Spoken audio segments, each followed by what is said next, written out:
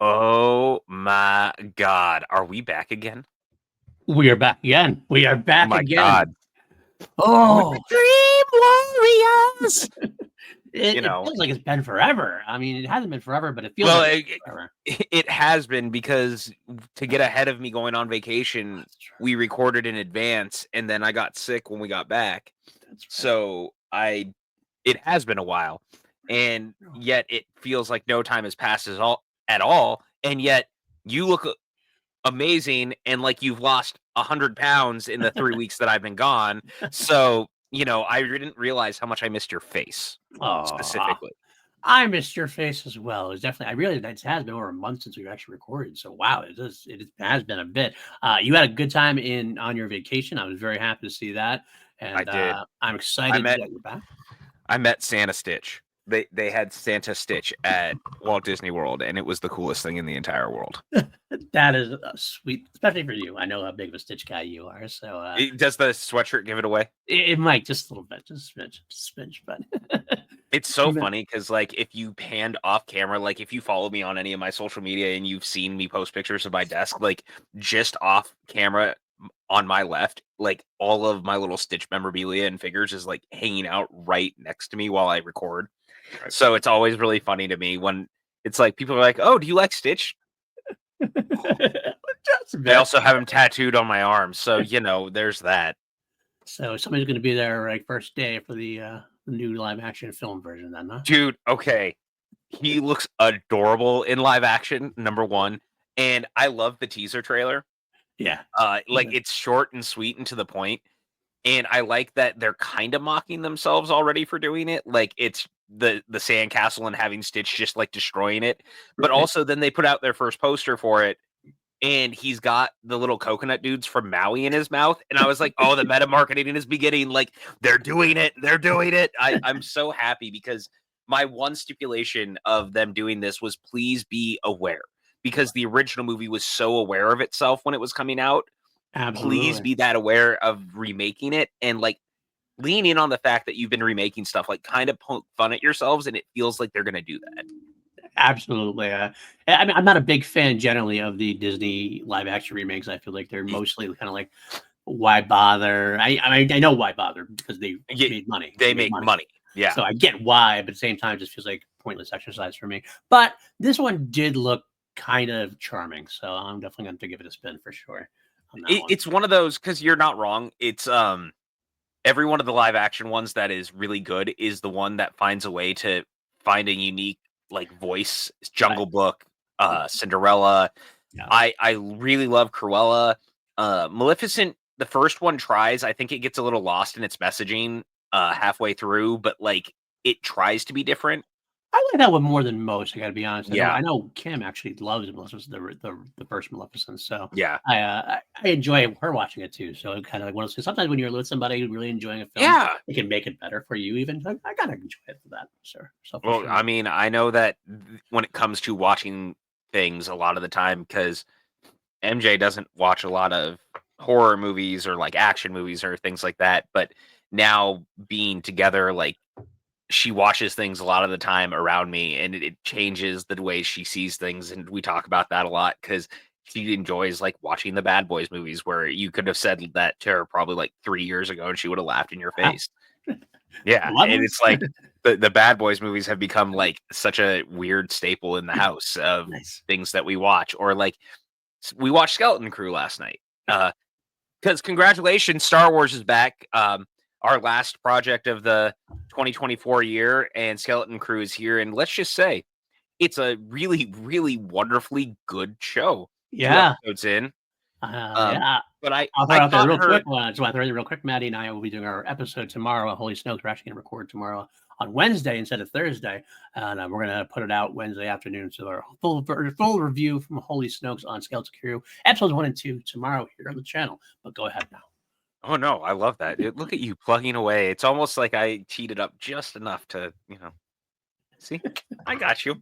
But she was playing a game next to me when we put it on, and I kept looking over and catching her watching. And then when it was over, she was like, "Oh wait, is that the only 2 episodes?" Like she was so into it, and it Yeah. happens every once in a while because she was into that.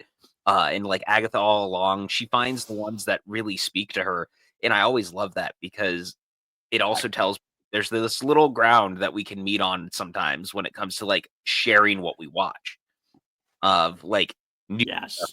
Yes. We watch like a lot of our sitcoms and shows together, but it's different sometimes with Yeah, absolutely.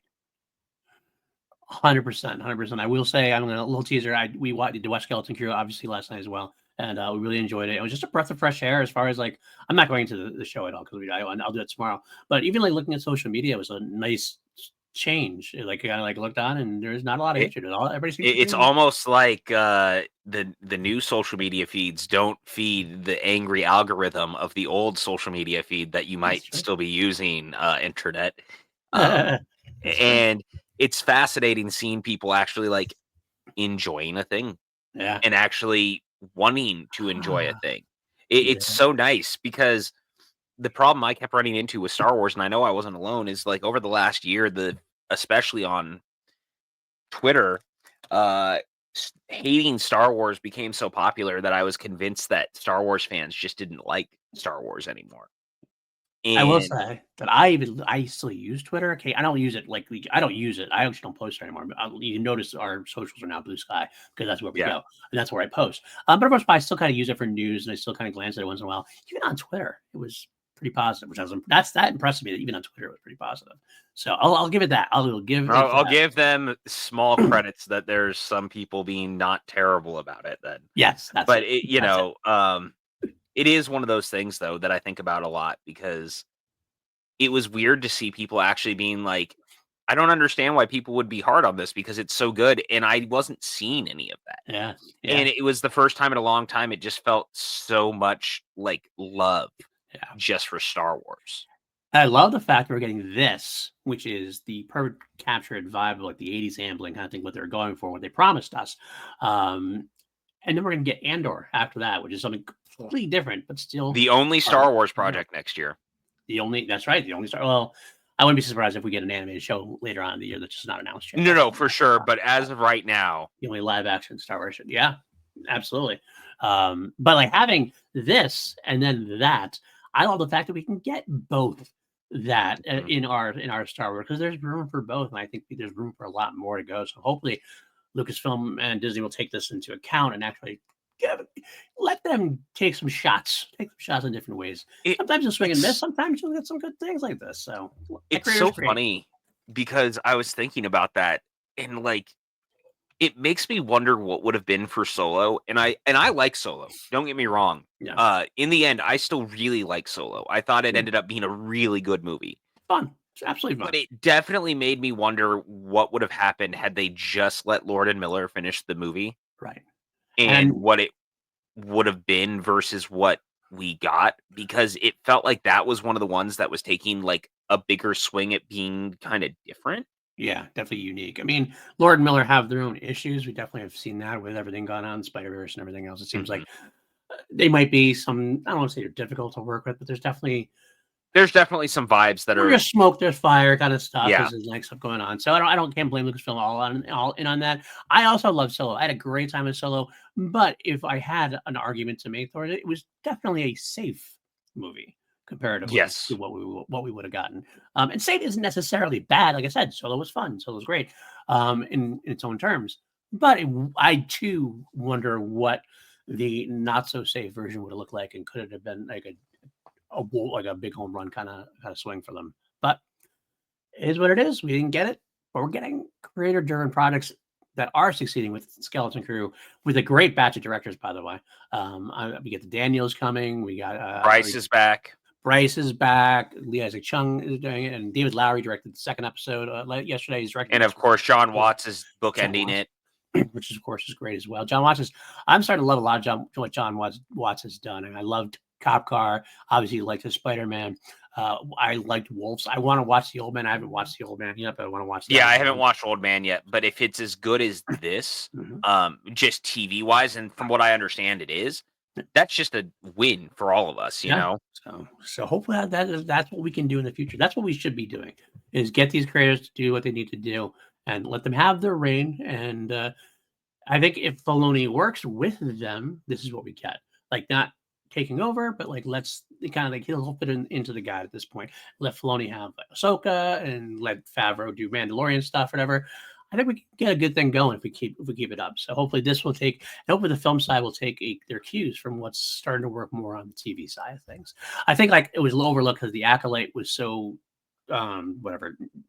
Was so the whatever, situation divisive. around the Acolyte was very not good. But it's part of that. I think actually the overall Star Wars TV was overhated because of that particular situation. I think there's a lot more that could be positive going forward. But we'll find out. We'll find out for sure. Yeah, for sure. But I'm very happy that Skeleton Crew ended up being as good as it is. Yeah. What a pleasant surprise. Yeah. And in that note, also, I'm really happy to see movie theaters bouncing back so heavily. Yes. After the Thanksgiving Day weekend, because it was the busiest Thanksgiving weekend of all time at the theater between Moana 2, Gladiator 2, and Wicked. Right. What an amazing time to be alive and seeing the theaters starting to fully bounce back. Wicked having like unprecedented second weekend numbers, Moana having pretty unprecedented 5-day numbers out the gate. Gladiator 2 has already made almost $400 million worldwide or something like that. Like, dude, what a time. I tell you, it's funny. I gotta say, I only got to see one of the films so far. I'm hopefully seeing Wicked tonight if Kim gets the rest of the night off work or whatever. I did get to see Gladiator 2 this weekend. I did get to go see that. And I'm very much used to going to movies now and being like the only one there, or like, just a handful of people there. And I got a party loves 300 million, by the way, 300 million. Sorry, not 400. Part of me loves that. I'm not going to lie. I don't like people. So like, I like getting my space and like, that's great. But I went to Gladiator 2 and it was crowded again. It was kind of like, wow, this is kind of what it used to be like. This is what's going on here. So I'm very happy to see it as well. It was so funny. So the day before Thanksgiving, I took my parents to see Wicked because they hadn't seen it yet. MJ and I had seen it the week before, but I love Wicked just in general as a musical, as a story. I don't say this very often, but I tend to prefer the Wicked story to the actual Wizard of Oz story. I've just come to love it over the years because I've seen it so many times, like on stage and stuff like that. So I've always been looking forward to this. I've definitely been nervous. I was unsure about some of the casting. I was unsure about the idea of splitting it into two, and it ended up blowing me away. I thought part one was incredible. Like, it's honestly, I would argue it's in the top 5 Broadway to theater like jumps of all time as far as like transferring a story to screen. John Chu is just that guy. But when I took my parents, I remember when we left, my dad was like, it was the first time in so long that we went to the theater and people sat next to him because there was nowhere else for them to sit. Like, in the regard of like the theater was so full that we were all like next to each other. And he was like, I haven't felt that since pre-COVID, basically. Yeah, honestly, probably Endgame, that kind of era. Yeah. Endgame, Rise of Skywalker, maybe. For sure, absolutely. I'm excited about that. I'm excited about the return of theater. I'm excited to see Wicked. If you follow me on Loose Guy, I've been doing my book, that 20-day book challenge. I saw that you used the Oz. I did Ozma of Oz. I didn't put Wizard of Oz because when I was a kid, I was in the library all the time. I got all the Oz books. I used to. You can read the Oz series. I can read. And it didn't even have pictures. It didn't have. There's a couple pictures, but oh, okay, all right, fair a couple illustrations in there. But I threw Ozma of Oz in there, like, not to just be contrary, because like, so I don't want to just show the normal. But honestly, that was my favorite one when I was growing up. Every time I went, I got like a new Oz book, and I always got that one again and reread that because I love that one. Which is actually, if you ever watch Return to Oz, the '85 one, it's kind of based partially on that book. So that's a story I liked more. But I love that series, so. It's so funny because, like, in the same way, when you hear people talking about Narnia, and it'll be like everyone talks about The Lion, the Witch, and the Wardrobe, but I was always a Prince Caspian guy. Like, I always thought the Prince Caspian book was my favorite, and so for whatever reason, like, that was always the one I read growing up. Like, I just really liked Prince Caspian. It just kind of was what it was, and I love that for you because that's one of those same versions of that, of like everyone talks about like whatever book, or like Yeah, like Lord of the Rings. Everyone talks about reading like Lord of the Rings, but I was always like a Hobbit guy. I always liked rereading The Hobbit. It's just an easier read. Yeah, Number one. absolutely. Yeah. It's just fun. It's a whimsical adventure. Like it's so easy to read. And so I've always loved The Hobbit. And I think that's part of why I was so hard on the Hobbit movies comparatively to Lord of the Rings in the end too, because I've always liked the Hobbit story a little more. Like Yeah, it's always been closer to home. I get that. Um, but it's interesting you say that because what we're talking about that actually translates right into our topic today. Because Wow. Look at you go. we are talking about the Great Nightmare on Elm Street Part 3, Dream Warriors.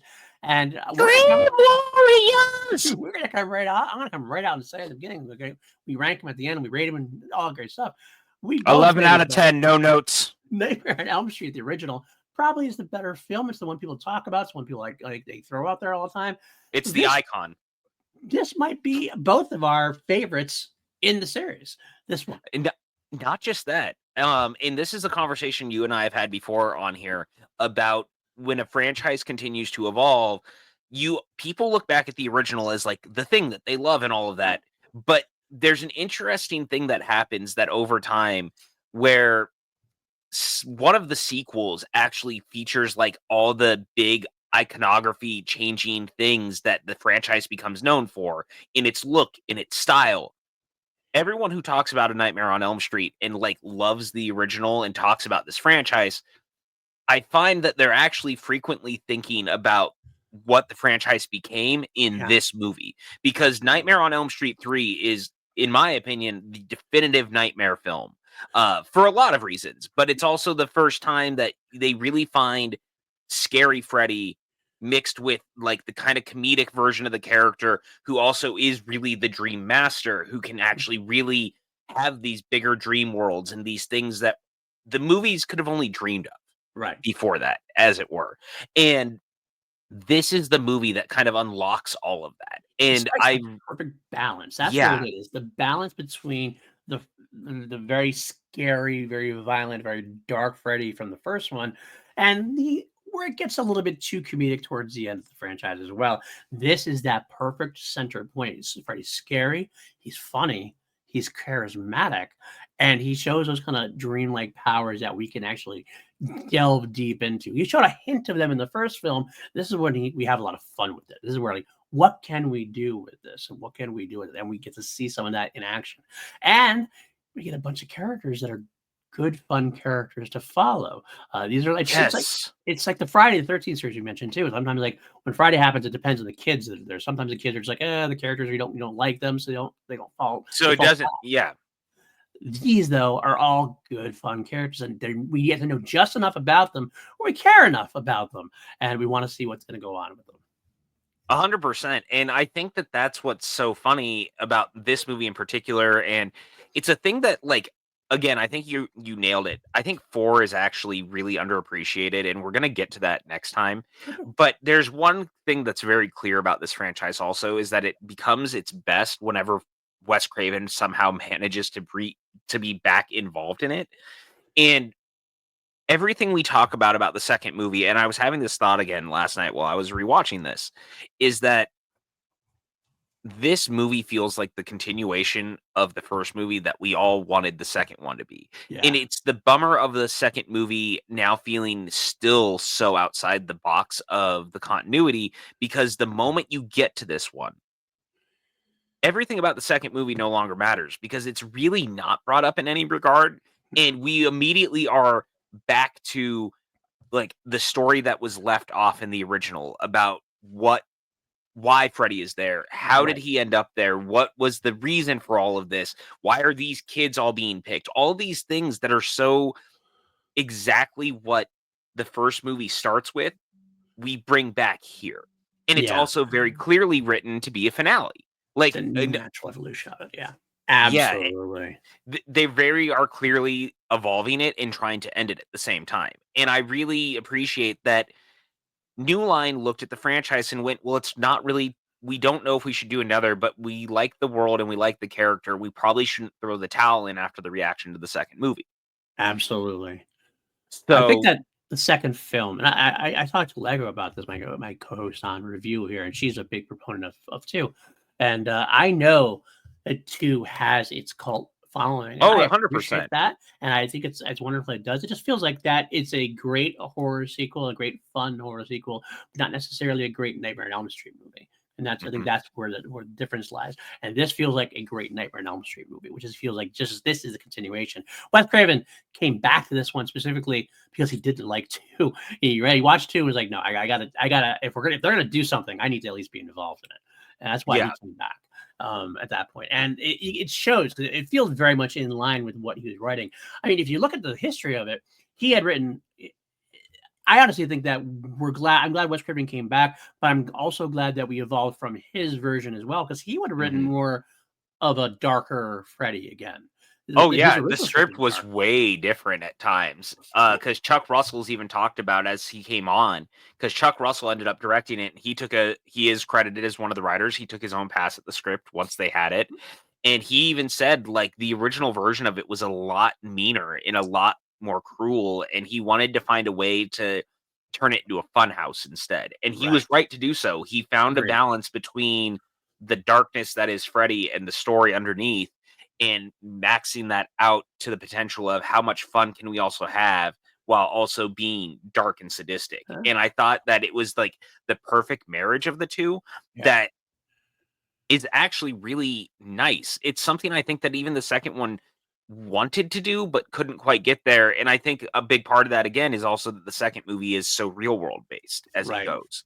And funny enough, Wes wanted to do a real world base because he Yeah. actually pitched what became Wes Craven's New Nightmare in 1994. He pitched that initially as a Nightmare 3 sequel. That was the idea. Yep. And New Line didn't want that. That was too meta at the time. Obviously, Wes Craven far ahead of his time. Well, far ahead of the time to try that.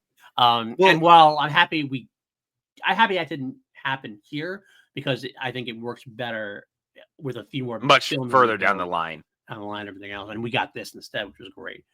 Yeah, it's so funny too because we talked about it a bit like in our last episode too. There was competing versions of the second movie and the third movie because John Saxon even wrote his own, which was the prequel, and some of that prequel stuff kind of ends up here, like in some of the regard of the town and like what had happened and his character. And honestly, so glad that Saxon's back, because that's another thing. Like by having Heather Langenkamp back, obviously having John Saxon back, you start to feel the world be lived in again in a way that feels familiar. Right. And this is set a year after the events of the last movie. So it should be 6 years basically since the original. Right.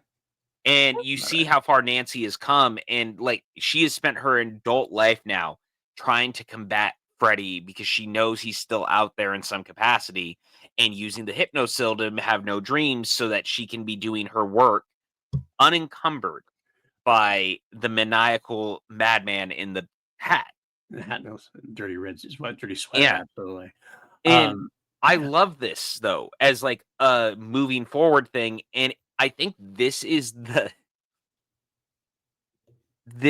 preferred version of a character's trauma being used to catalyst them into their next move.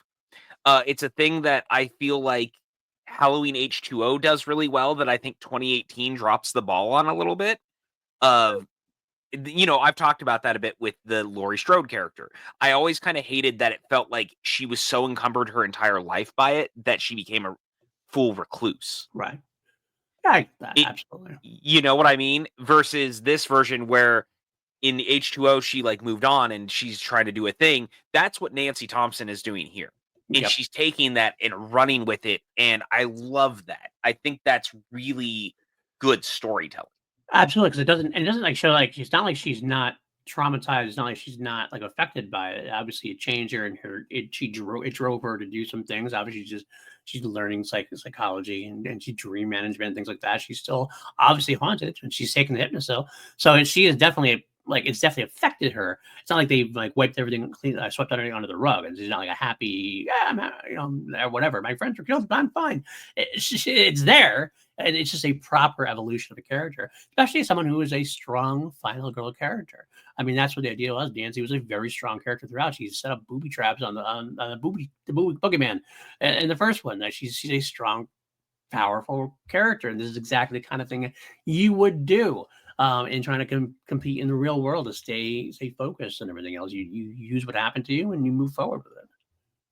Yeah, 100%. And I really do think this movie knows what it's doing. I think that it's so interesting too. So the writing credits on this movie include, of course, Russ Craven, who helped come up with the story and the screenplay, Bruce Wagner, who had kind of worked with him in some capacity. But the interesting one is none other than Frank Darabont, who Yes. also helped write it. And I think what's so interesting is that a lot of what we know Frank Darabont to have become as a filmmaker and as a writer is very present in this movie from jump. It's a big character piece that is about a group. It has a lot of different characters kind of throughout that are all functioning and being a thing together.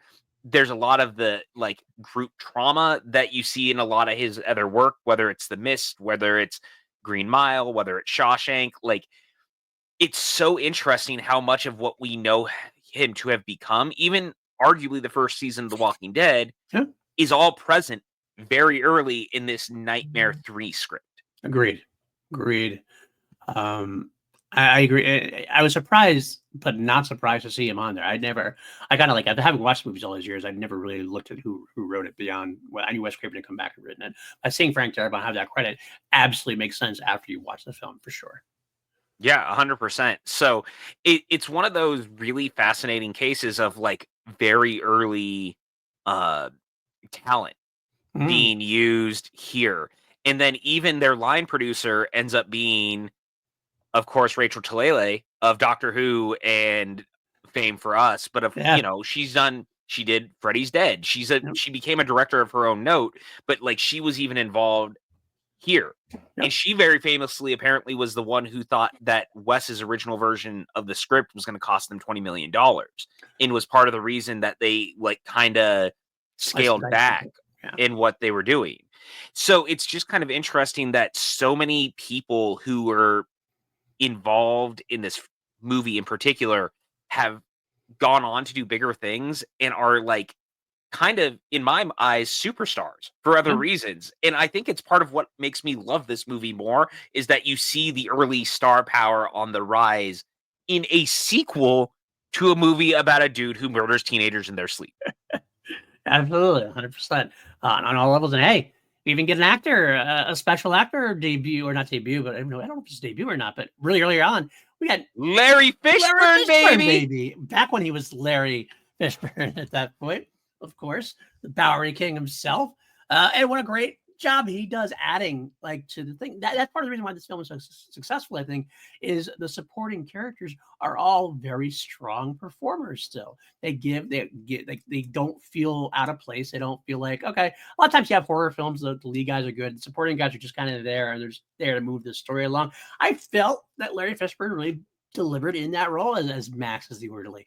He's one of those smaller characters that I thought was a very powerful role, and he really was a big one for me. And also, I will shout out Priscilla Pointer. I think as Dr. Elizabeth's the older doctor, the antagonist doctor, such a bitch, but perfectly cast and perfectly exactly cast. what you want her to do in that role. Yeah, it's this movie has a great cast. The Larry Fishburne or Lawrence Fishburne of it all is my favorite because you see it. He sure looks like him, but he's so young. And I guess for me, because I'm used to him basically being the Bowery King Morpheus version that we know him to be, like that's pop culturally who he's become. But you hear the voice and you know immediately, and you're like, oh my God. Look at him being here. And, the best thing is if they really wanted and they did like a legacy sequel now, he could theoretically come back. He's still alive. Absolutely. So if they really wanted to, he could easily come back. I would love it. I would absolutely love it. He actually had one of my favorite lines in the whole movie. It's about when Dr. Watson, of course, from who was in Craig Wyson. Craig Wasson, because he was in Yeah. what was he in Body Double? That's what I was looking up. I forgot that he was in Body Double. Like I didn't. He's And also I in probably Roller didn't. Coaster. Yeah, that's true. That was That's his actually true. debut. Yeah, that's absolutely right. Definitely a good genre film. He's done a bunch of different films in that genre. But either way, he says about the kids being, I think it's like sex, drugs, rock and roll. And Larry Fishburne, without even like hesitation, just has this shit. That's what keeps people alive. Yeah, and he keeps going in the background. It's one of those. You know what? It's very early Sorkin because it's a walk and talk. Yes, it is walk and talk. Absolutely. So, but yeah, he sprinkles in those good things like Larry Fishburne a couple times. There's some moments when he has with Jennifer, who's the TV girl. Yeah, he shares these moments with them. He's genuinely a good character. He wants to do well by these kids. We do have the scummier guy who's taking advantage of the troubled youth, but like usually that's what you get. Usually you get the troubled guy or the guy who's taking advantage. You don't get the good character in there as well. And Max really means well by the kids. It's a good, solid, like secondary protagonist in a way. Well, and I have to say too, one of the other things that's really nice is that the characters all exist in such an interesting vacuum that I actually care about all of them, and they don't all seem. They just seem like no one's listening to them. They don't actually seem troubled. And I have to say, like, the opening of the movie is really good. I think Patricia Arquette as Kristen Parker, who almost was fired during the initial filming of the movie, then the producers basically kept trying, and Chuck Russell, who directed the movie, he ended up talking them down and was like, I'm finishing the movie with her. And it kind of actually, if you've paid attention at all this year at movies, Strange Darling ran into that. Which, if you haven't seen Strange Darling, dear listener, please check out Strange Darling. It's one of the best movies of the year. And Willa Fitzgerald is one of the leads of the movie. And the producers kept trying to get her fired from the project when they got the initial dailies. And the director was like, yeah, no, that's not happening. And her and the producers basically kept fighting with the studio, and Molnar and the producers basically won. Right. And Willa stayed in, and thank God, because the movie is better for it. And arguably, I think that this movie is better because Patricia Arquette is also in it. Agreed. Oh, fully agreed. She delivers this like girl next door, true innocent, like, but not in a fake presented way. Like she feels genuinely that's what she is. It's exactly what you need from the Kristen character, and she's likable, she's lovable, and you want her to succeed, which is something you need to protect. You want to have that in your protagonist. If you don't care about your protagonist at all, then the film doesn't work. And you care about Kristen. She does a great job of it. She really does. And again, this is just a really smart opening. It's a good way to, like, with her specifically, the way that it starts with her having the sequence where she's being terrified again, and her mom doesn't think anything is going on, and then Freddy attacking her and making it look like a suicide attempt because he's trying to get all the survivors basically to one place, is so interesting because it also it enters this idea into the bigger universe of, well, what happens if they all dream together and they can all fight him in the dream together? And that's where this movie really starts to form itself and become so interesting. And I love that, because a group of people fighting Freddy instead of singularly one person being terrified by him, it becomes a totally different ball game. And I think this movie really lands with that. I agree. I want to just head back to the beginning. I like that we begin with the Edgar Allan Poe quote, which is very classy, which is a lot classier probably than you would think gets from a sequel in a horror series. Do you know what it reminds me of? What? What's that? Did you ever watch Werewolves Within? Yes. The Josh Rubin movie? And it starts with the quote, and it's like this super classy quote, and then it says Mr. Rogers on the very bottom. And it's like such a fun bit of like, oh my God, because it does it so seriously. Right. Yeah. Oh, it's so good. But right away, you felt that it was much more in tone with the first film. Obviously, at the same tone, the same precipice. You get the creepy kids back again, which was one of the good staples from the first film. This has that nice, we're setting this up. We're back in the nightmare world, and hey, I also want to say, great introduction to Freddy in this film as well, doing the old Indiana Jones thing with the you just see the shadow with the fedora, pretty much the other famous fedora wearing a character, and like use that like there he is. There's our bad guy right there. But you mentioned like the suicide part. I love that idea because Freddy's best kills always look like suicide because when you can explain the deaths in the real world, that it lends that credence of people not believing in Freddy.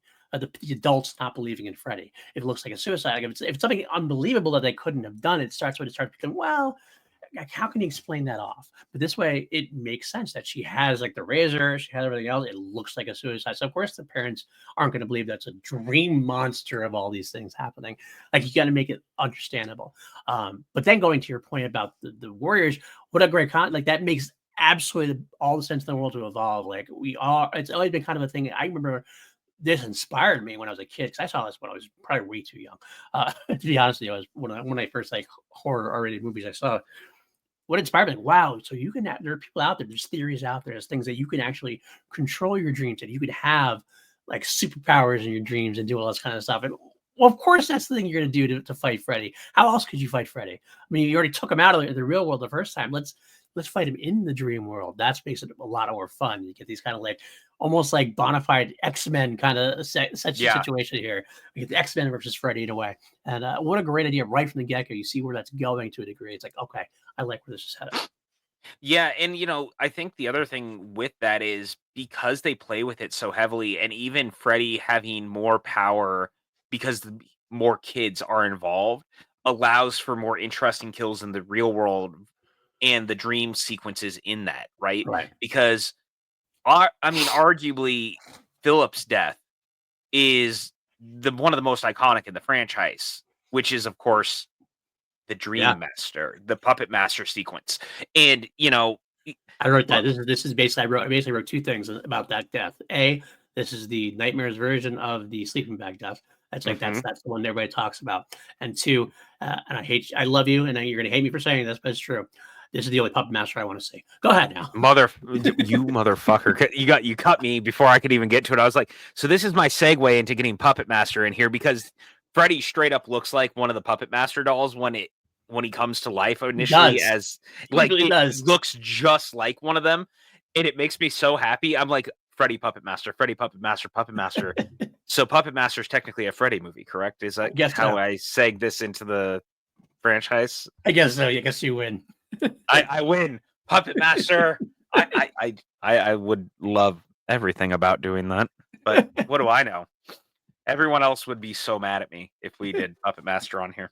But I could see us doing a bonus like Patreon edition or bonus like members only video about it, possibly if we start getting, because we are getting to the point where this channel can get members now. So we're looking into that and getting into that. So we do that. Maybe we'll do a members only bonus episode of Puppet Master at some point. I want everyone who watches this who likes the Puppet Master movies to comment down below and tell Paul that we need to cover Puppet Master on this entire podcast because Paul has been fighting me for almost 3 years on Puppet Master, and I will win this battle.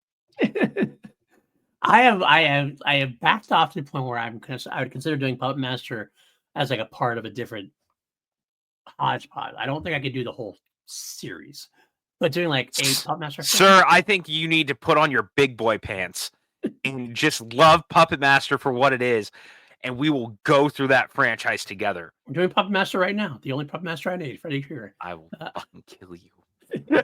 How dare you, sir, besmirch the good name of Puppet Master like that? But either way, great kill. I remember watching it still to this day. It's so like he starts like getting the veins up to use them as oh wow, it just like throws me off completely. Still, and I'm not someone who gets affected by gore very much. That one makes me tweak out a little bit. Go ooh, ooh, ooh. But man, that's a great death sequence for sure. Well, and it's cool because we start to get this idea of what it must look like for other people watching on who are kind of aware of what's happening. Just that whole vibe of that sequence is so great. It was everything about that, man. It just hit in a way that none of the other deaths really have. There's something about watching people be so scared and while they're awake. of Yes. it really happening this way as a group. It just hits different. Especially because you get to see, like, one of the most effective things about the first film was, Tina's death and Rod watching Tina's death, like, and not Yes. being able to do anything about it, and we get that kinda here because the kids obviously Joey wakes up and Joey, gets, I forget the wizard's name, the wizard kid's name, the handicap it's like the, Yes. his name I forget his name, either way, gets him involved, he starts screaming, he starts running down the hall with the tray, knocking on the doors, trying to wake people up, and all of them are screaming and trying to wake him up, and then he doesn't. But it's such a great intro to the fear because it feeds Freddy's power. 'Cause what feeds Freddy? Fear, power that way. So it just gets himself even more and more powerful that way. Yeah, Love it. it's awesome, and I just love the look also, just the whole thing of Freddy using the veins out of the body to control him, and, credit where credit's due, Bradley Gregg plays it so well because he's Yes, very good at looking scared and confused and tired, and, like, all of it lands in such a cool and interesting way. absolutely, absolutely. God, it's just so good, man. Like, this is one of those sequences that you watch it and it's just like, damn, damn, this is so good. So good, absolutely. We did jumping back. I want to say, at before his death, we did get this is where Nancy came in because after Kristen, gets put in the hospital after her, quote unquote suicide attempt. She has that great moment. She starts slashing them. She doesn't want to be put to sleep and everything else. She wants to be sedated, and she starts singing the Freddy song. And then what a great reintroduction to Nancy, who feels like she's been away forever. It's only been one film, but she goes back and she just walks back in the door and finishes up the Freddy quote, the Freddy song, and you're like, what a great way to reintroduce Nancy to the series. I'm like, Yeah. oh yeah, there she is. There's our hero, kind of thing. It's so good. And it's funny because nowadays it feels like they do it so subtly, Yeah, but like anywhere else, that would have felt like they would have done it almost differently, I feel like. I agree. And I you know agree. what I mean? Like it would have been so flashy and so different. And it's like this one doesn't go for that. Right. It doesn't need to. Like it's flashy enough on its own. We're like, oh, nice. We get it. We get it. We see you. We see what you're doing there. Um, but it works out so well because there you go. Bam. There's Nancy. We know she's coming back to help save the day, so to speak. And then we get the introduction to her. We got to talking to Watson. And I want to throw out there, I love the fact that we get the three of them. We got the Nancy, we get Craig Wasson as the doctor, and then we get like I said before, Priscilla Pointer as Dr. Sims. We have that triumvirate because we have Nancy, who's on our side specifically. She is the one who is like backing Kristen, and she's going to be our vehicle. We want her. Priscilla is set up as that other side, the antagonist side of things. She's the villain, so to speak. Not villain, but you know what I mean. Secondary antagonist Yeah, for sure. doesn't believe them at all. And then you get that Neil Gordon character in the middle where you kind of like he's on both sides. He's that bonus side because usually it almost feels like what they would have gone with on a different script. You would see like Nancy coming in on one side and Priscilla on the other side. And that would have been it. Just those two back and forth, back and forth. Having that character in between with going back and forth with things where he's initially hesitant to believe Nancy, but he does eventually get won over. I think it's a great vehicle for him and for the film.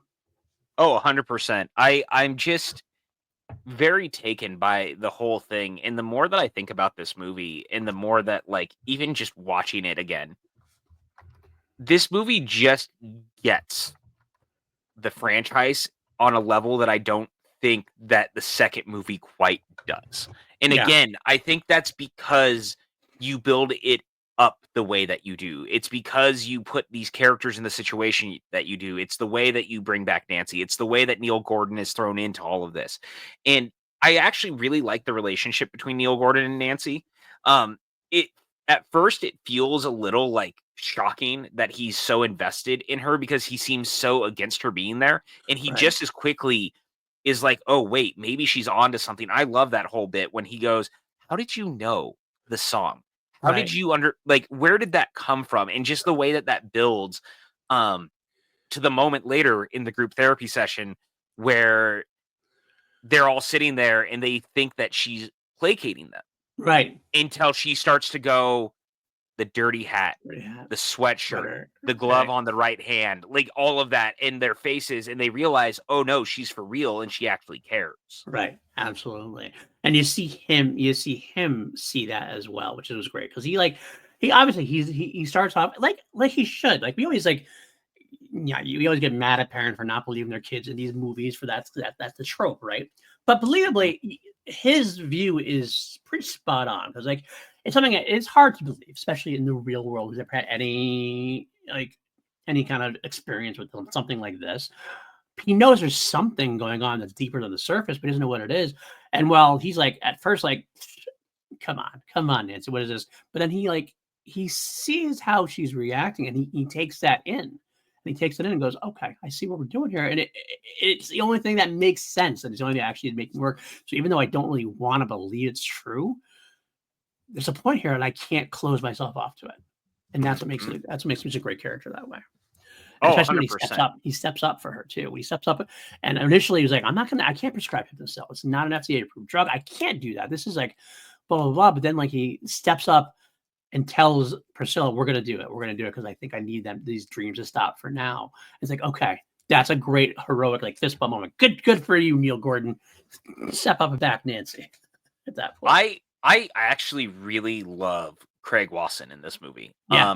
I think that arguably, at least to me, I find he becomes one of those characters that I see as part of this franchise on the same level as Nancy, on the same level as, Johnny Depp. Like there's something about him in particular, he just fits the mold.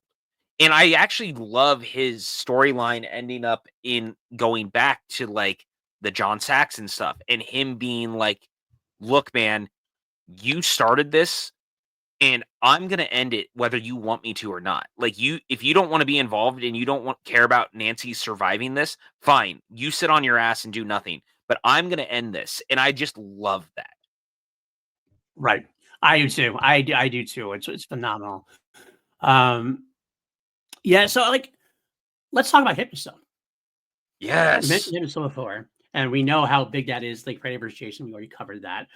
We kind of mentioned the thing before. This is where it really takes a hold and really becomes that thing that is part of the franchise. And I love the idea that we have a weapon against Freddy that we can use, even if it's not something that's approved or whatever. What a great idea to kind of like combat that. That's what Wes Craven has done both with a lot of the script. He comes or not. I don't even know. I don't know if Wes came up with the idea of Hypnocil or not. I don't know who came up with it. What a great idea and concept to have some weapons we can use against Freddy. Because when you think about Freddy in the first film, we had no weapons against him. The only thing that Nancy came up with was bringing him into the real world. Now we have a couple different tactics we can take because Freddy's getting stronger. We got to get stronger too. And I like the Yep. idea of Hypnocil. I think it's a great addition to the saga. Oh, 100%. And it's so funny because again, it does play a bigger part later as it keeps going too, because they really build off of this and do Mm, something with it. And I really always appreciated that. Like yes, there is so much to where it goes in this. And because again, they use it later. They will end up 100%. using it in Freddy versus Jason specifically. That is just so good. So good. So good. I love it so much. And of course, if you ever read the comics later on afterwards, like we did the Freddy or Jason comics Yep. afterwards edition, that was even additionally added on to it. And it adds up making some great lore. And this is where the lore truly starts, I think, for Nightmare on Elm Street 3. I mean, obviously it begins at Nightmare 1. That's the first origin of everything else. But they take great care to build the lore with this film. Hypnocil being part of it. And of course, let's talk about the other big lore moment. We have the white nun, the vision of the white nun, I who's love this, by the way. me too. I thought this was I a do. perfect addition. Perfect addition. The spoiler alert at the end. If you, I don't know why you're watching this if you haven't seen the film already, but they did Maybe the they just like reveal. listening to us, like, look, I'm not going to shame people for listening to this, even if they don't watch it, like, look, if you like being here because you just like listening to us, that's cool, man. Like, I respect that. But you got to understand if you're listening to us, you're going to get spoilers. That's what I mean. Oh, That's oh, basically yeah, what I yeah, mean. yeah. I know So that I figure, but the reveal at the end that this was Freddy's mother was so well done, so well dropped. Because it's not like something you can kind of guess right away. You can't really figure it out like on first viewing. I don't think it's kind of like okay, So she's a nun. She knows something. You kind of almost figure like she's somebody who knew the ins and outs of the grounds, whatever. But then the idea that she's spiritual, she's actually a spirit. She's actually dead, and it's a ghost story as well. It's well drawn out throughout. It's well placed throughout, and the reveal gets a big payoff at the end when we figure out who she is. We learn more from her. We don't even learn that she is actually Amanda Krueger until the very end, and that's the great little tipping off, little frosting on the cake of the story. Well, yeah, and it's so funny because she pops up so frequently throughout the movie, and it always is done in such an interesting way because it's always kind of off-putting because she's always from a distance, or it's only when, it's either there's a lot of people around or there's no one around, and it's only Neil who seems to be seeing her. Yes, absolutely. It's very Sixth Sense. Very Sixth Sense. Yes. Yeah, absolutely. And like you go back, and that's what it takes at a repeat viewing. You're like, oh, okay, I see what's going on here. Is that? And you go back, she doesn't interact with anybody. There's only one time where it's like very obvious, which is at the grave at one point, and like Nancy comes up, and all of a sudden she's gone. And then it's like, oh, something's up there. But still, it kind of feels like maybe she walked away potentially, or something like that, maybe. But it's well done. I remember reading some arguments against, or some people didn't like the lore edition, saying like that. Well, yeah, so she was raped by 100 maniacs, but only one person could get her pregnant. So that bit is stupid anyway. And I'm kind of like, I think you're missing the point. Like, this is a metaphor. It's just like the idea that he was born conceived in a traumatic experience. It doesn't matter. He's actually not the bastard son of 100 maniacs or whatever it is. He's actually not technically the bastard son. It's the metaphor of the idea. It's like that. This is the most evil act that could have been done. We don't know who his father is because she was raped by all the inmates at the time and everything else. So that's what makes it cool. And that's like an evil act. Only evil act could spawn something like a Freddy Krueger. And that's what makes it great. And I love that fact because it adds just enough weight to Freddy that it makes him even worse in a way. It makes him more of a force in a way. But it's not so much that it collapses under its own weight, which sometimes happens in lore. I mean, look at like Michael Myers. Like this sister thing was fine. Some people don't like it, some people like it, whatever, that's fine. But like then by the time you get to like Curse of Michael Myers, and like the lore's like, what the fuck are we doing at this point? We're not at that point with Nightmare at this point. There's not that much added to it.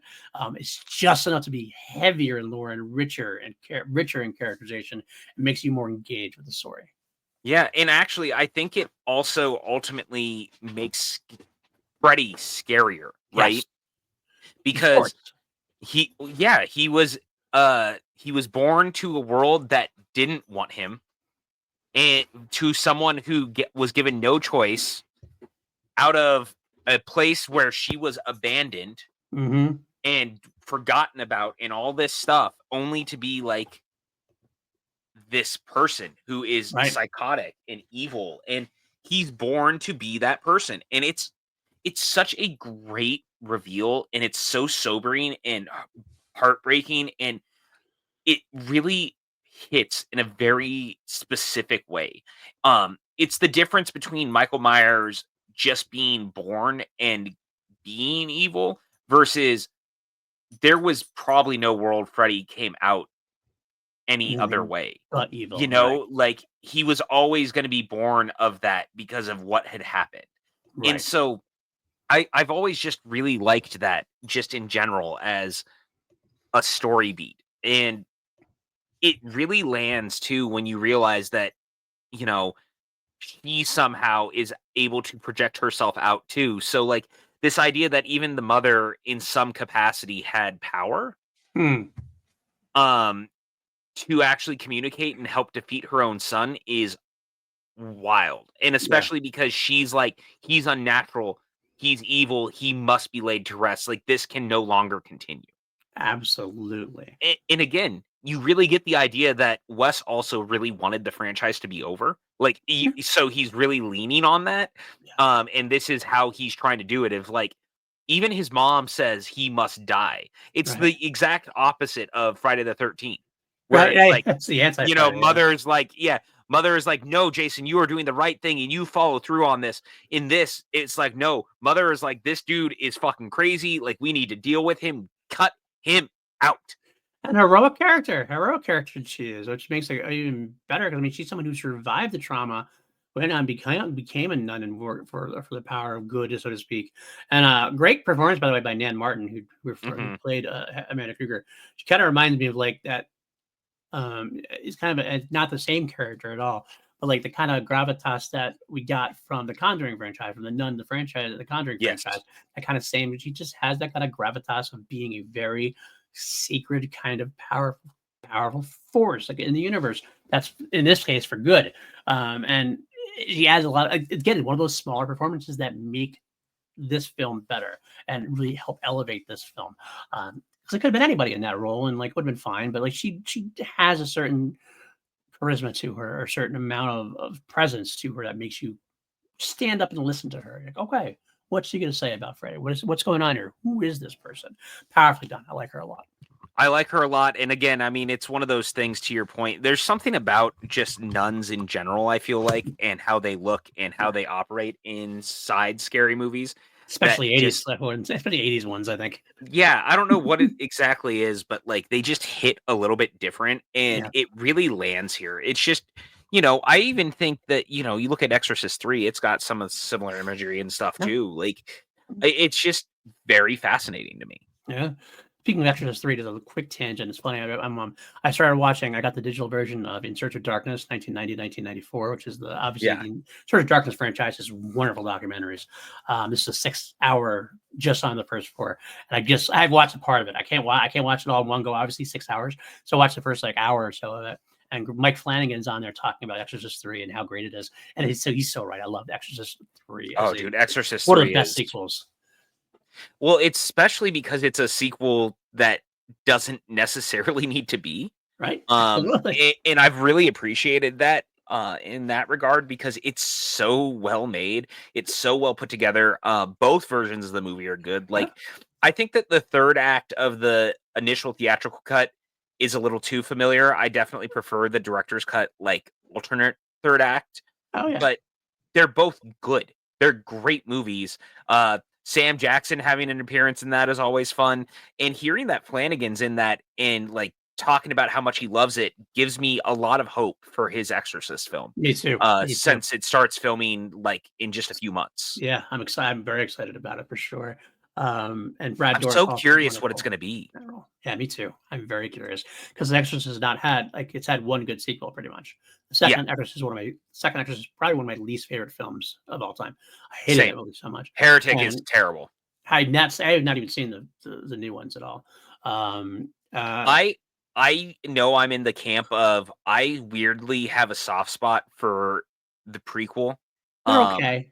They're I don't fine. think it's, like, good, it's just I grew up watching it They're because I was good. the right age, it was one of the first, like, horror movies I got to go see in a theater by myself Right. sorta thing, so, like, I'll always have a soft spot for Origins, like, it's not even the good one, you guys, you have to understand, the one that I have a soft spot for is, like, the really bad Rennie Harlan, reshot version, and I'm saying all this very knowingly that it's not good. Like, I'm very aware of it, but I have a soft spot for it. But I Mhm. didn't see Believer. Like, the only other good sequel they ever made was the first season of the TV show, Right. that was on Fox. Like, that was pretty good. Like, it was a modern day sequel, as it were. Like, the reveal, of course, was that Reagan had changed her name and had, like, tried to hide from everything only for it to come back around on her family. Like, that Right. was good. I really liked that. Um, but Mike Flanagan has said that he feels like the script he wrote is the scariest thing he's ever written, and that makes me so excited because this is coming from Mike Flanagan, and I Yeah. don't think that like the best thing about him is that everything he writes is terrifying in some regard, but it's so human, like it's scary on many levels. I feel like this is going to be like actually going for being for the throat scary, and that terrifies me in the best way. Yeah, I agree. I fully agree. Big Mike Flanagan stands here. Speaking of like segueing back, Mike Flanagan, find a way to pitch your nightmare movie to somebody. I know you have it out there. He's mentioned it quite a few times that he has a nightmare film to push, to pitch, but he doesn't know who to pitch it to. New line, get your act together. Mike Flanagan wants to direct a Nightmare on Elm Street movie. Let the man cook. But okay. I All right. want him to get Roll Coley to be Freddy Krueger so bad. Oh, that'd be so cool. So I good. think he'd absolutely crush in the Oh, he role, would. like He would. especially under Mike Flanagan. That's all I'm saying. Absolutely, 100%. And what a great idea for him because he hasn't done that kind of role yet to really think his teeth into something like that, but he has that potential. So good, so good. Oh, he's that guy, man. He's that guy. I just see it. He's that guy. Yeah, absolutely, absolutely. Let's talk about some of the supporting characters in this one because that's what I was saying before. Like, let's talk about our Dream Warriors themselves. Obviously the survivors we get. Dream Warriors. Sorry, I know that was a little delayed. I was just waiting because anytime you say it, you have to do it like Doc and do it. I'm gonna say it, and then you can sing it. I like that'll be our bet. Is it a bit if you say that it's a bit? Now it's just obvious. Well, it was pretty obvious before because it was like the third time you've done it. I think so. How dare you? The survivors we have Joey and Kincaid. And let me tell you, I love Kincaid in this film. Yeah, Kincaid is fantastic. He is that guy you want to have on your side. He's a prick. He doesn't give a but he's like doesn't have like the heart of gold necessarily, but he's got a good loyal heart. He's got some of the great line reads of the film. Like one of my favorite. Again, I talked about lines before. Larry had the one line. I love the line where he just comes through and I forget exactly what Priscilla said. The doctor said something about it was not a real dream. Basically, she was shutting him down completely. And like, what are you gonna start blowing smoke up our asses? So he just kind of comes out and starts throwing him a bit. Yeah. How much you gonna keep blowing smoke up our ass? And I was like, this guy's good. This guy's good. It's so interesting too because his character is also the one who, when Nancy starts finally telling everyone like why you're here, your parents were involved in the nightmare on the Elm Street murders, basically, like, and all the kids are like, "What? But our parents never told us that." And he's like, "What? Like your parents are going to be like, oh yeah, we just killed a guy?" Like he's the only one who's aware that, oh, this actually makes a lot more sense. Mm-hmm. And he just is. He's that character you need to kind of keep the. In a way, it's kind of funny because he keeps the group together, even though he's the most like loner of the group in a way. He's more like anti-group than anybody else. But something about his charisma kind of makes them want to work together, makes them want to stay together and fight Freddy. And I love the fact he's gonna go out for. Of course, he's gonna go after Freddy. He's gonna be the one to be like, yeah, Freddy's a pussy. Come on, Freddy. Come on. Yeah. He's so good in it, man. Like he's just one of those actors too that Ken Sagos, he's so likable.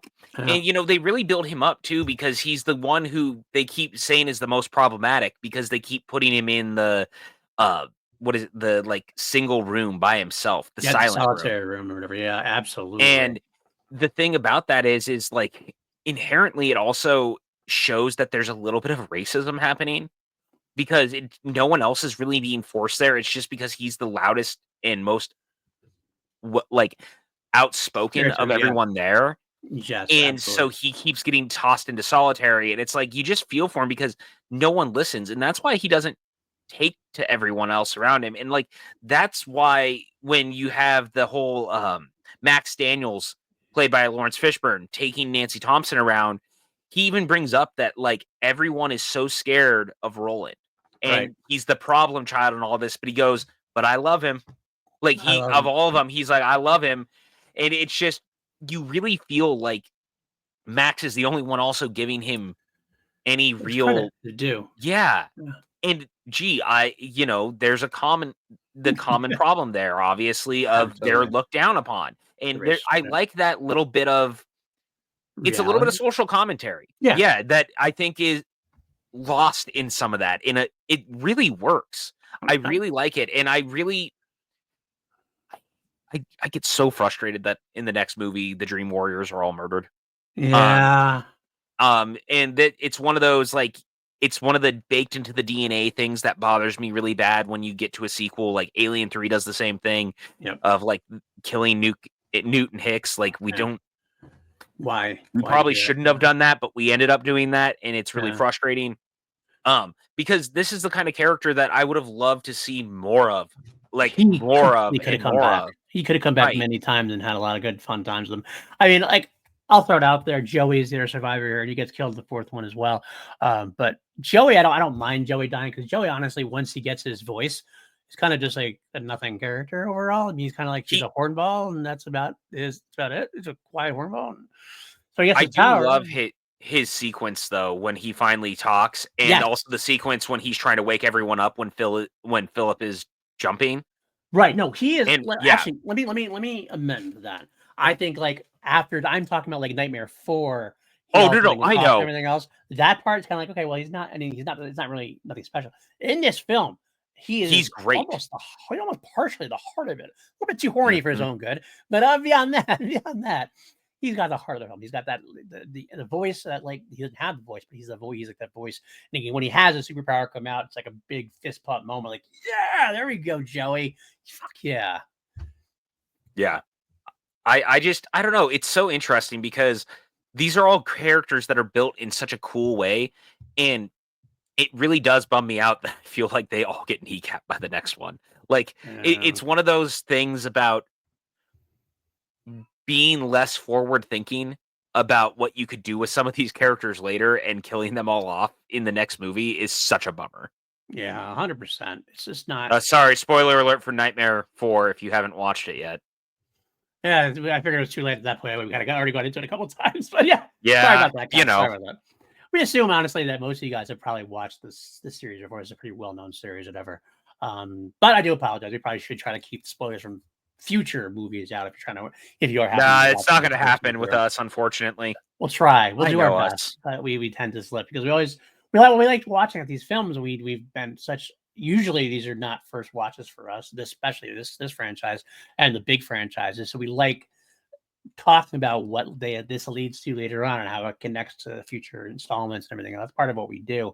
We very rarely do first time watches in our series, unless it's like a saga we've already done. It just a new one came out in the theater kind of thing. That's obviously a first time watch. This is what we do. So here's what it is. It's what we do. You say that like we're so cool. This is what we do. What we do is how we roll. It's how we roll. What we do here.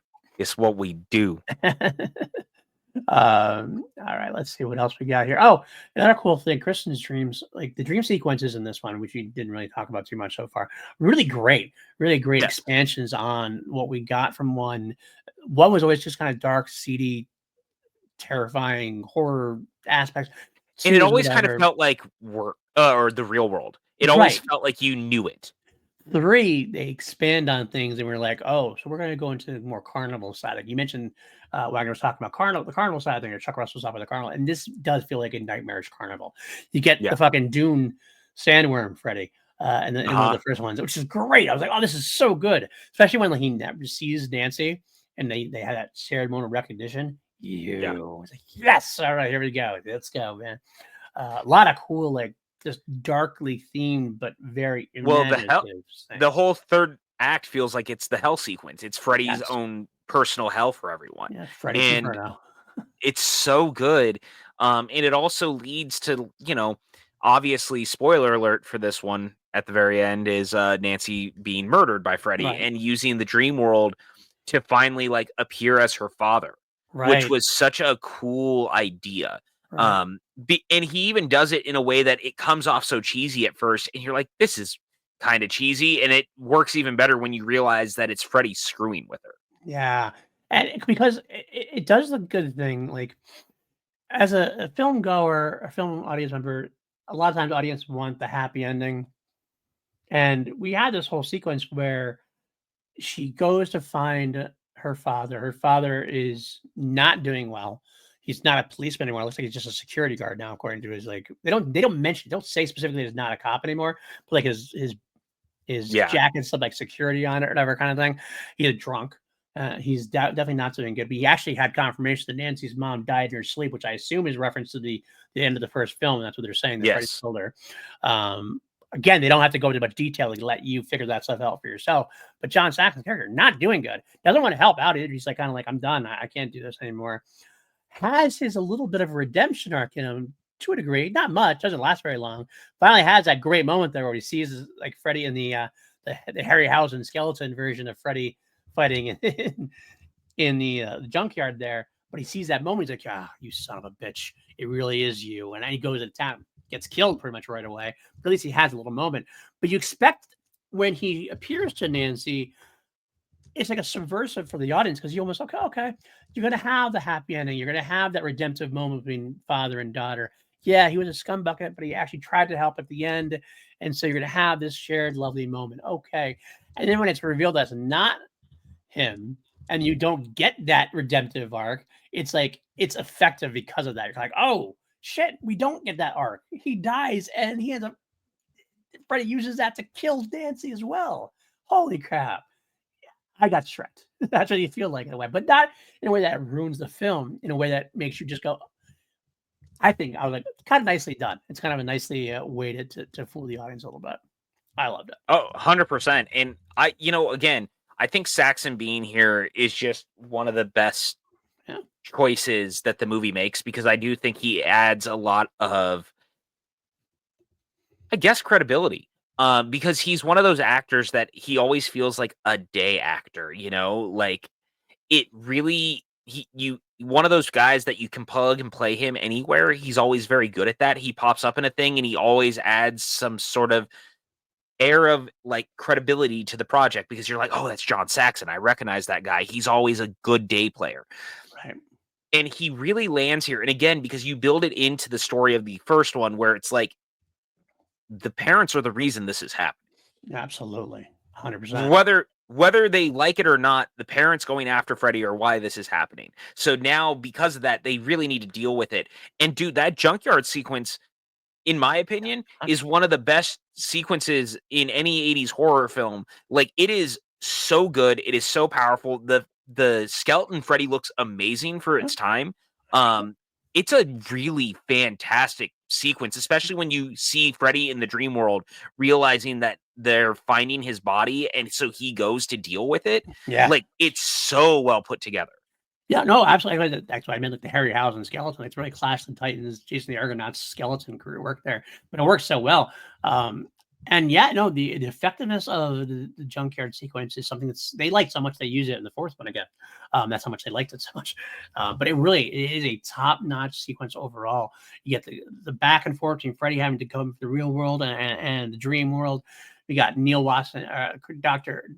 Gordon, Neil Gordon helping Nancy out the way he can while they're trying to do their thing.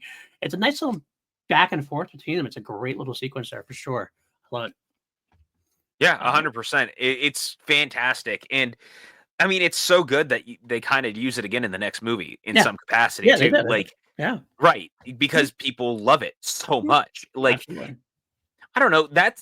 There's versions of Freddy being in the real world that work. This is one of them because it's not Freddy Krueger looking like Freddy Krueger in the real world in this. It's Freddy as like a creepy skeleton and using his powers in the real world on the cars. Like, that's what makes it scary. Yes, absolutely.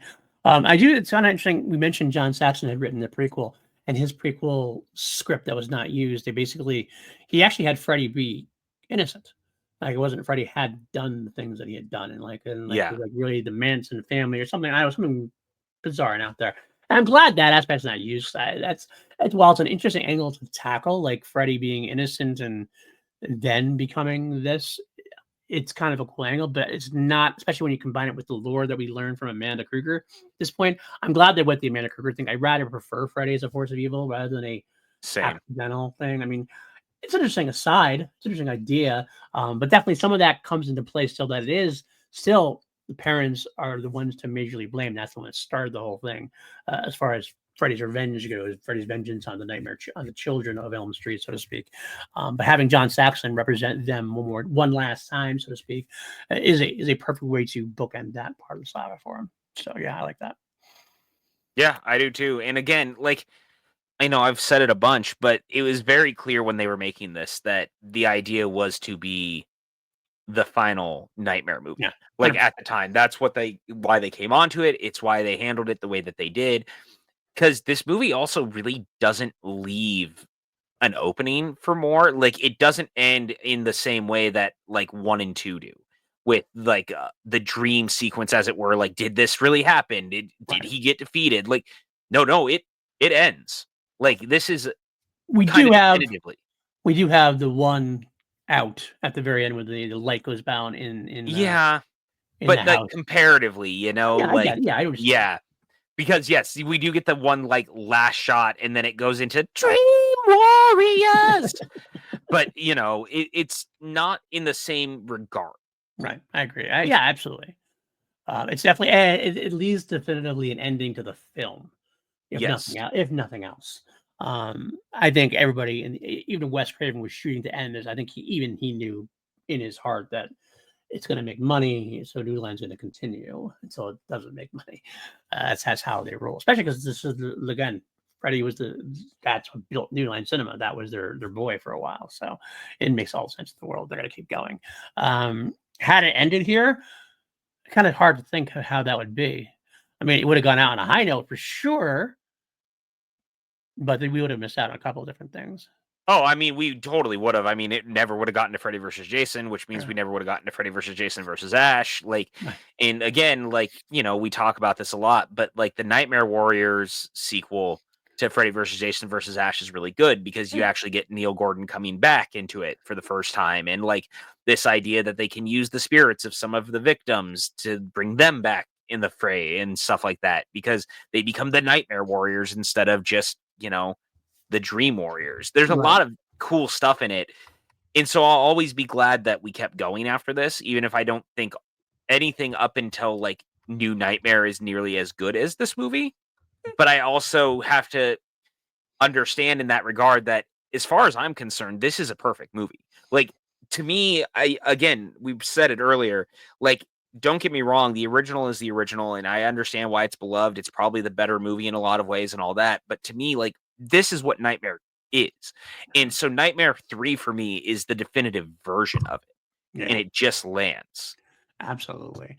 Agreed. This is like to me, there's definitely a high mark in the franchise. All the big horror franchises have their high marks. You have to go Halloween 1, Halloween 4, H2O, Nightmare, like Freddy, Jason. You get Friday 13th. The first one is the original, whatever. But you get 4, you get 6, you get these high marks, and they're kind of well regarded as the better versions of the franchise. And these are the ones that we throw our hats on, as saying this is a good film. This is one you can skip 2 if you want, but watch 3. And that's what you go for when you try to entertain these people. Because a lot of people, sometimes these characters, you can't say to a person, "Here, go watch 18 of these films." Like they're not gonna, it's almost overwhelming. Okay, you can watch these ones though and get the gist and really fall in love with it. This is why these films have been so successful over the years. Why the franchise has been such an iconic franchise, because we have these high marks to continue to go to. 100%, man. And again, like, it's so cool to actually have this movie be this good, be this fun, especially because for the time, horror sequels were a dime a dozen. Everyone was going to follow up on the things that they were doing. And I don't besmirch any studio or anybody for doing that. Like, that's the nature of the beast of movie making. Like, Right. if a movie does well, you're going to try to find a way to follow it up. I mean, look at Joker. Joker was a $1 billion film, and they followed it up because you knew they were going to, whether people liked it or not. And I mean, the point is they really didn't want to do it. It was very clear from jump they didn't want to do it. So they made it a point within the film that, like, we didn't really want to do this, so we're going to do it our own way, whether people like it or not. Right. And, your mileage obviously at that point may vary, but that's the nature of the beast. That's what we do. So for Nightmare 3, the third film in this franchise, following up a really not well-regarded sequel for the most part at the time. Now it is a cult following, but at the time, not well-regarded. Right. And for it to, at least in my opinion, become what like Nightmare is known for being, and being like the definitive Nightmare film, as it were, to me, that speaks volumes to the movie itself. And I think that's really special, because how many horror sequels can you count on your finger that are as good as the original or better than the original, and like actually stand the test of time and is like regarded on the original? Very few. Very few. Even the ones we have like trumpeted, like we trumpeted Exorcist 3, nowhere near Exorcist 1. Yeah. I mean, Halloween 4, H2O, we both love. I love Halloween 4, you love H2O. Still, they're not the original. Neither nearly as good as Halloween. No. Jason's a little bit of a different story, because we do both regard the first Friday the 13th as kind of a sleeper. And let's move on and 4 is like the Yeah. first time we really got peaked. To be honest with you. That's a very different franchise though. But generally speaking, you're right. Yeah. For a film, and let's put it this way, I'll even make it even better. For a film that has such a highly regarded first film, then to have a sequel, have to even approach the same stratosphere, if not surpass it. And I won't tell you that Nightmare 3 surpasses 1. I'm not gonna ever say that. But I can certainly understand why somebody likes it better, or why somebody has more fun with it. 100%. I totally understand that for sure. Yeah, because I mean, obviously, I'm not really hiding it. This is my favorite Nightmare film. Yeah. And it's the one that I told you earlier, actually, before we came on. I'm actually Nightmare. Obviously, is not my favorite of the Right. franchises, and I do think that had I watched this one more growing up instead of only kind of going back to the original, I think I would have given the entire franchise a better shake in the end. Yeah. And I'd probably like it more. But like ultimately, it is what it is. But I do consider this to be the best movie in this franchise, at least for me personally. I get that. I totally get that. Yeah. Um, all right. What else we got? Do you have anything else specifically that you wanted to add? I have a couple more pieces myself I was going to think about. I mean, I don't have a lot more to Okay. go off of with this one, but I gotta say, it's just cool that it is this good. Um, it was so fun to revisit it. If you haven't seen this one in a while, I implore you to go back to it. Like, this is just a good movie. Yeah. The Welcome to Primetime bitch obviously is an all-time line. That's what I was actually to come back to. That's one thing we should discuss. It's funny because it's like I'm almost like we didn't get to it yet, but that's like that's probably the second best kill, or at least second most well-known kill in this movie for sure, and maybe of the In the franchise. franchise, honestly. It has this is back-to-back iconic kills. I don't think any other, even Halloween, Nightmare Friday. I don't know of any other film that has like back-to-back kills in a singular movie, which are both so iconic to the world of not only to the world of this Nightmare franchise, but horror in general. Both of these are very iconic kills, either back-to-back of the same film. Yeah, it's honestly surprising Welcome to how Primetime, bitch. yeah, and again, like, it's just one of those things, it just lands. Yeah. Like, it just lands in the best way, and I will always love that this is the movie where Freddy fully becomes Freddy to me. Yes. Um, it really lands in such a specific way because Robert Englund's never been better in the role. They really let the character shine in such a cool way. There's just a difference in the way he delivers the lines because they're dark and sadistic, but he's Right. almost laughing this time. And Yes. that's what makes it scary because he's actually almost toying with them in a way that he wasn't before. Right. Um, I fully agree that it works, and he becomes more confident. It almost feels like that Freddy's more confident in himself and everything else, for sure. I did like. I will say, when a film is as good as it is, like this one is to me, and I like it so much, you are willing to disregard certain faults. And one of the faults I had mentioned earlier, as far as this goes, is Freddy always did his best job when he makes the deaths look like a suicide, or look like something could happen in real life, because then you can kind of believably the parents can believably like push it aside. Like the one of the best kills are the one we were talking about, the primetime bitch, where he actually comes out of the TV, slams her Yep. head to the TV. It's one of the ones that actually works against it in that way. That's like a drawback as far as that goes, because I don't know how they could say that she killed herself. How did she jump up there and throw her head into the TV screen? What's up there? How could they write that off as anything? How can they write that one off? You know what I'm saying? But you don't Yeah. care as much because it's an iconic kill, so you go past it for sure. Similarly, now this one I don't know. This one I think you can explain away. When Joey gets caught and he gets put into the coma and he's like into the hospital, then Nancy and Neil get fired. But Nancy comes back and starts talking to Freddy, saying, whatever, I'm going to get him. And Freddy carves into his body, come and get him, bitch. Which is great. Yeah. Um, Great. So good. I don't know if that's in Nancy's head or not, because that's another one. How do they actually write that one off? But okay, that's okay. That's fine. Not just that, but like also how did she get back in there after they were fired and stuff Yeah. like that? Like it's all stuff that I've always had to look the other way about. Yeah. And that's okay. You can when it's as fun and adventurous as Yeah. you kind of got to go through it. I will say Freddy's use of bitch is definitely at its peak in this film as well. No, yeah. Welcome to primetime, bitch. Like I said, I mean, get him, bitch. Yep. He loves the word bitch, and that's fine. He sure does. One of the last things I want to mention, interestingly enough, Freddy or 80s horror films specifically, always big on the TNA, the sex, the nudity, all that stuff. Not in this film. We only have the one real sequence there with Joey and the fake nurse in his dreams, and that's it. And that's a very quick show of breasts, and that's it. I'm surprised at like how little there is in the film in a way, compared to a lot of 80s horror. But I mean, it's not that's a bad thing either way. It's something I noted. I'm like, wow, there's no real TNA in the film, which is not it's just not like 80s horror films. It was interesting. It's just interesting to me. Yeah, 100%. Oh, one more. I think I know I'm going through my notes now as I go through. I think they tried and failed. They tried to create another catchy song like the 1-2 Freddy Coming For You. They had Kincaid singing in the silent room there, the quiet room. Ain't gonna dream no more, no more. I think they're trying to make that another one. Didn't quite work out for them though. No. But sure. Let's see. Anything else I got? I guess that's really going to wrap it up for me. I'm going to have other notes on it for sure. But I'll finish it up like you just said. I think that we've mentioned it before. I'll wrap it up again.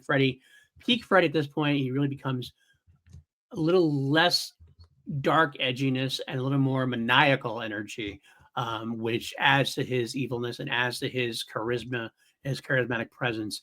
And that's what sells this film and the franchise. Because when you think about it, to sum it up, when you think about Freddy Krueger these days, this is the Freddy you think about. You don't think about the first Freddy. You think about this Freddy. The guy's cracking puns, but he's being very scary. He's got some gore aspects to him.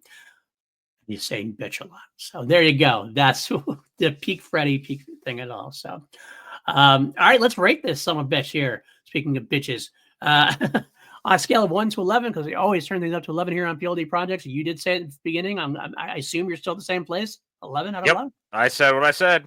11 out of 11. I will also make it 11 out of 11. That's the first film and third film. Both are 11 out of 11 for us at this point. And we both graded. Actually, the funny thing is we are nothing. Some people might have something against us because we are always so like in voting. We have given all three films the exact same grade. Yep. Both 11. We're on a roll this time. 1 and 3 and Nightmare 2 both got a 6 from us. So that's where we are. We'll see if we diverge at Nightmare 4. Who knows?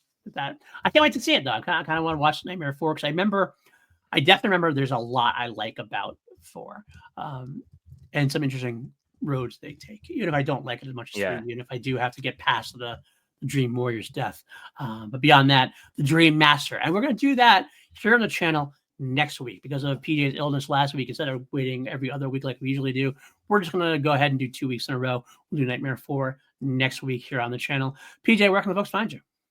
You guys can find me on all the socials at PJ Campbell, same as it ever was. I'm always around, just doing my thing, buying my time. All right, there you go. Find me at the old Blue Sky now at Paul Denizio, bsky.social. That's the one negative thing about Blue Skies. I don't love the handles. We have to do all of that. Yeah, the handles are a little mouthy, but I like the rest of it.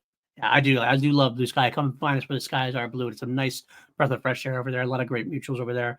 You can find me anywhere else if you need to. All over this channel, PLD Projects going strong. We had a little bit of a downswing with my seconds, with PJ's seconds. Everybody, we had a lot of time off.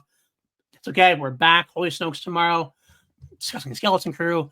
We'll be back for a review next week. Me and Lego going through the V franchise still. Doing Crown and Jewels. We got Doctor Who special coming out.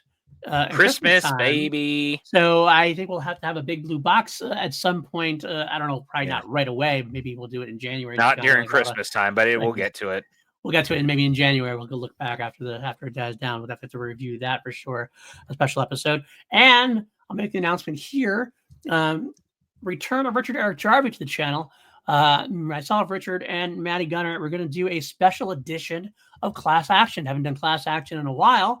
We're going to bring the show back, not on a weekly basis, not on a monthly basis, on a special as of every once in a while. We'll just throw when we get a chance to go together. We'll reunite the gang and do a Class Action. We're going to take up Gladiator versus Gladiator 2.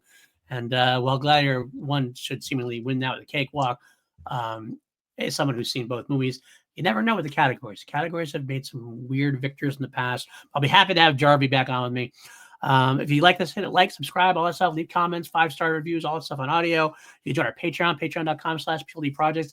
Take a look, see. We're actually going to get membership soon. I'm kind of working through that, starting that process. We can do super chats and stuff like that now, I guess, supposedly. I haven't done that yet. We'll do a live stream and test that out. But yeah, that's great. And I appreciate you guys so much for staying there. And if you can't help support that way, just share, like, all that stuff, follow us, leave comments, talk about Nightmare 3 in the chat, in the comments below. We love talking to you guys about it. Let us know why this is your favorite film or why this maybe didn't hit the mark for you. I'd be interested to hear people who didn't like this film or maybe who preferred to. I'll be interested to see that. Who knows? But that's it for this week, folks. I will see you next week with PJ to do Nightmare 4. And I'll see you tomorrow for Star Wars and for Holy Snokes. But until then, as always, peace out.